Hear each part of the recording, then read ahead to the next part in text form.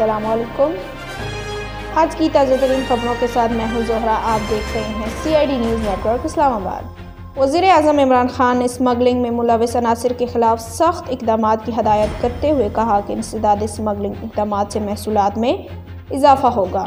وزیر اعظم عمران خان کی زیر صدارت انسداد اسمگلنگ اقدامات پر اعلیٰ سطح کا اجلاس ہوا، جس میں وزیر خزانہ حفیظ شیخ، شبلی فراز، مشیر تجارت، معاون خصوصی شہزاد اکبر، وقار مسعود، کامرس پیٹرولیم، بحری امور اور داخلہ ڈویژن کے سیکرٹریز شریک ہوئے۔ وفاقی وزیر فواد چودھری نے کہا کہ ڈیپ اسٹیٹ پر انحصار بری بات ہے اور مولانا سب سے بڑی ڈیپ اسٹیٹ کے پاس گئے۔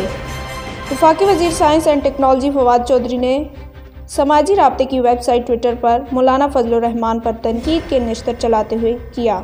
انہوں نے کہا کہ مولانا فضل الرحمان 1988 سے 2010 تک ہر حکومت کا حصہ رہے، اینٹی کرپشن کی قبضہ مافیا کے خلاف کارروائی کی ہے، محکمہ مال، محکمہ آبپاشی کی کروڑوں روپے مالیت کی ہزاروں ایکڑ اراضی واگزار کرا لی۔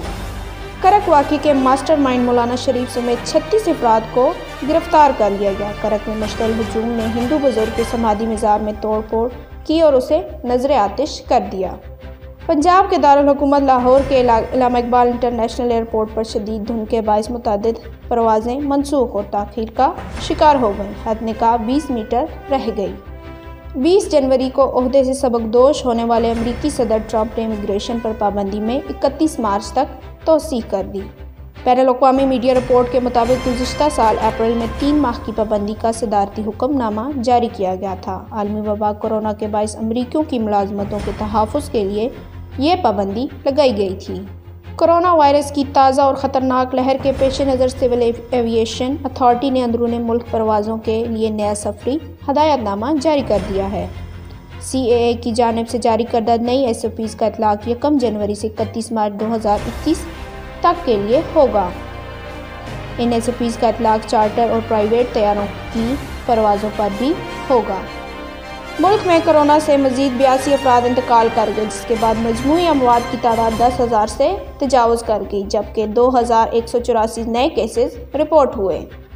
محکمہ موسمیات نے صوبہ پنجاب میں کل سے منگل تک وقفے سے بارش کی پیش گوئی کرتے ہوئے کہا کہ بارش کے باعث وقتی طور پر دھند میں کمی واقع ہوگی، تاہم دھند پڑنے کا سلسلہ رواں ماہ کے آخر تک جاری رہے گا۔ اپنا خیال رکھیے اور دوسروں کا دیکھتے رہیے CID نیوز نیٹ ورک اسلام آباد۔ You are watching CID News Network Islamabad.